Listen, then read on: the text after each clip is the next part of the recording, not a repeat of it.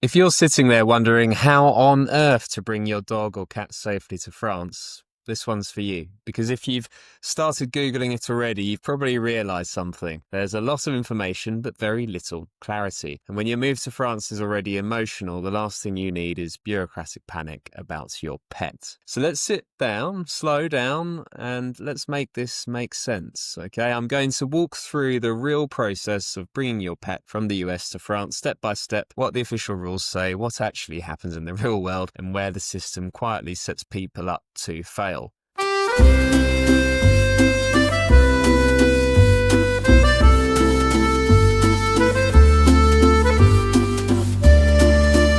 I've seen it way too many times.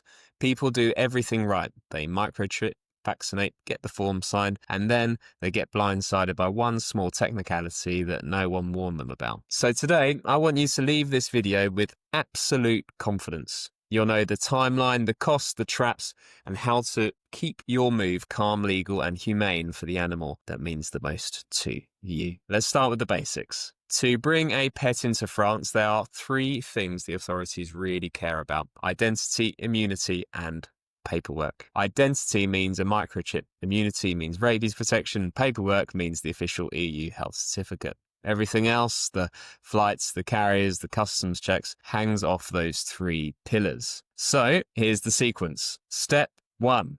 Your pet must be microchipped first. It has to be an ISO-compliant 15-digit chip, the kind that European scanners can read. If your pet was chipped years ago with a shorter US code, that chip technically doesn't count unless you carry your own scanner.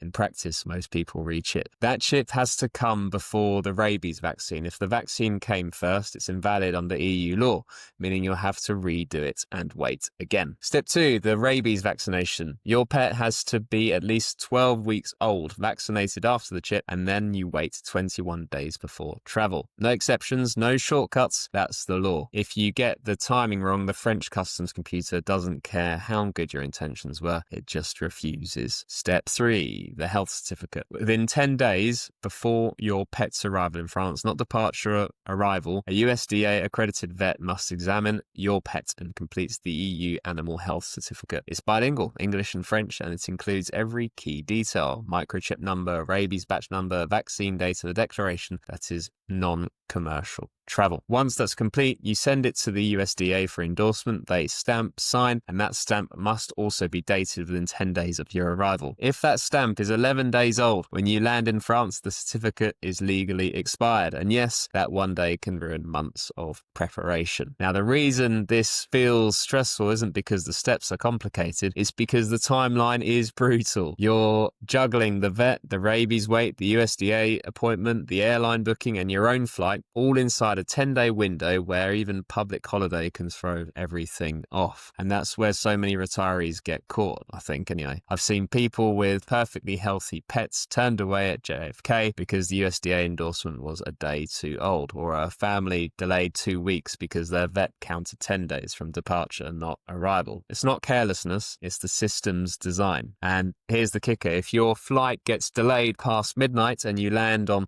day 11, it's over. You'd have to start again. And that's not a rumour, that's written into EU regulation. Now let's talk money for a moment, because the cost also sneaks up on people. A typical move for one pet from the US to France, assuming you do it yourself, runs anywhere from $1,500 to $3,000. That includes the vet visits, the certificate, the USDA fee, and the flight itself. Microchip is usually around $50. Rabies shot about the same. Health certificate exam $100 to $200 depending on your vet, and the USDA endorsement is roughly $100. Airline pet fee, if your animal is small enough to be in a cabin, is usually around $150. But if your pet has to fly cargo, you're suddenly taking anywhere from $500 to $1,500 depending on the route and the size of the crate. And if you use a relocation company, it can easily hit $4,000 to $8,000, and that's no exaggeration. That's real data that I've seen across this year. For most retirees, that's money they'd rather spend on settling in, not on red tape, right? Now, I want to pause here because this is the part that gets me every single time. The system gives people almost no breathing room. You can follow every single rule. Chip first, rabies after, wait 21 days, book the vet, send the form, and still find yourself in panic mode because someone behind a desk decided 10 days was enough time to move your entire life. And it's not like we're talking about reckless travelers. We're talking about people who love their animals, people who have sold their homes, packed their lives into boxes, and are just trying to do everything by the book. And yet, one date, one missed stamp, one flight delay, and you're in tears at check-in counter holding a cat that can't board or a dog that has to stay behind. I just think it's insane. It's not just bureaucracy, it's cruelty disguised as procedure, I think. Because when the paperwork collapses, it's not just paperwork that breaks, it's trust. It's the moment a retiree thinks, maybe we shouldn't have done all this at all. And that's why I get so angry, because this isn't about rules. It's about how those rules make people feel when they're already really vulnerable. All right, breathe. Let's come back to the practical ground.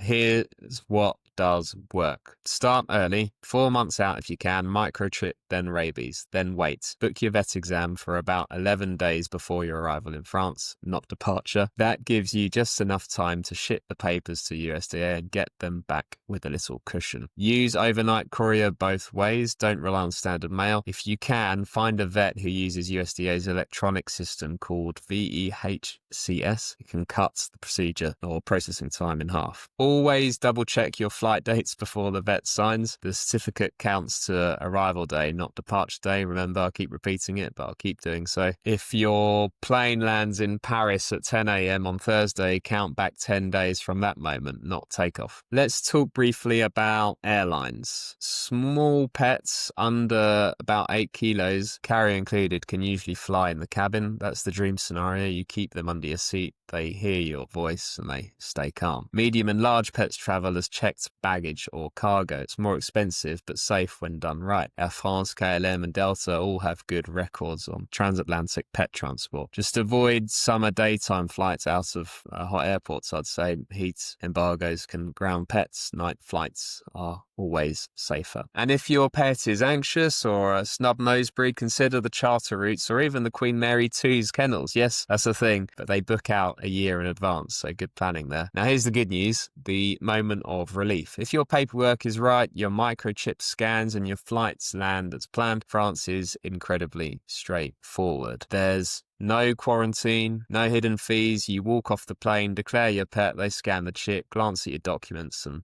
that's it. Sometimes they barely even do that. You and your pets are free to start your new life. You'll probably be surprised how relaxed the customs officers are. Sometimes they just wave you through, but legally you should still present the papers. It's your responsibility to declare, of course. Then within a week or two, take your pet to a local vet. They'll register the microchip in the national ICAD database, and you can issue an EU pet passport, which makes future travel within Europe easy. And that's the moment everything settles, tension fades. You're standing there in a quiet French street, leash in hand, maybe hearing the church bells, realizing we did it. All that planning, all that stress, and they're here, healthy, safe, asleep on the tile floor of your new home. So if you take nothing else from this video, take this. The system isn't built to make it easy, but with time, precision, and patience, I reckon you can beat it. Start early, check every date twice, use the right forms, and always plan backwards from your arrival date, not departure.